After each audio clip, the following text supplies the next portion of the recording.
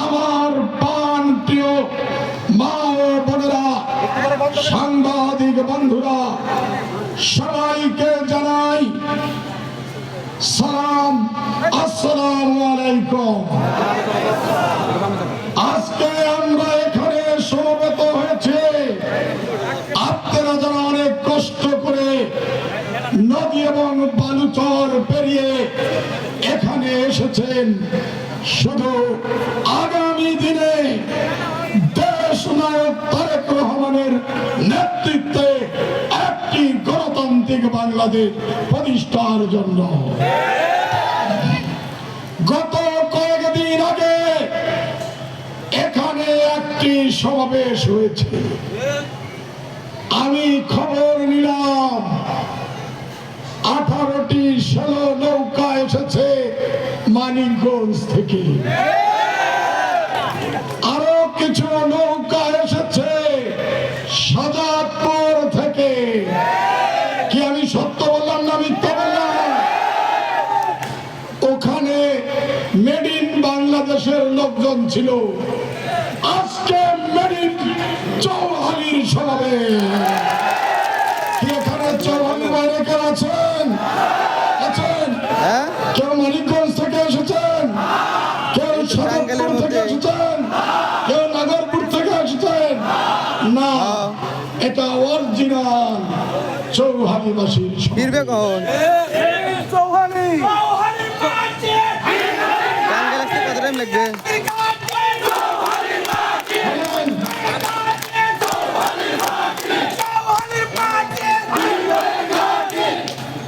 কুমিরের গল্প শুনেছেন?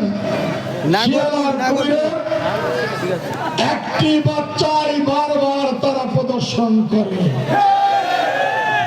যারা মানিকগঞ্জে যায় তারাই চৌহালি আসে, যারা চৌহালি আসে তারাই আবার উন্দাপাড়ায় যায়। কে তাই না? বলো, ওনাদের ভরাডুবি ওনারা আজ করতে পেরেছে, যার কারণে ওনারা জনগণের প্রতি, চৌহালিবাসীর প্রতি, বেলকুচিবাসীর প্রতি ওনাদের বিশ্বাস। ওনারা ব্যালট ছাপিয়েছেন, সিলস বানিয়েছেন। কি আপনারা দেখেন নাই? কি দেখেছেন? রওনা দিবে কখন? কয়েকদিন আগে ধরা পড়েছে। আরে বাবা দাদা ভাই, যে ভোটের অধিকারের জন্য আমি আসবো কোন জায়গায়, 18 বছর সংগ্রাম, তুমি রওনা দিবে কখন সেটা কও। অসংখ্য যোদ্ধা উত্তপ্ত বুলেটের সামনে জীবন স্থাপন করে শহীদ হয়েছেন শুধু ভোট অধিকার। তখন তো রওনা আমি আনতে সেই ভোট যদি কেউ কেড়ে নিতে চায়, আধা ঘন্টা লাগবে। আপনারা 12 তারিখে তাদের প্রতিহত করতে পারবেন না। আমরা শান্তি চাই, আমরা জনগণের ভোট অধিকারের নিরাপত্তা চাই। যার যার ভোট খুশি মতো সেখানে খুশি সেখানে দেবে, কিন্তু কেউ যদি ষড়যন্ত্র করে চোরাবালিতে কষ্ট ক্ষমতায় যেতে দেয়, আমরা তাদেরকে বরদাস্ত করব না। আমরা গণতন্ত্রের জন্য লড়াই করেছি।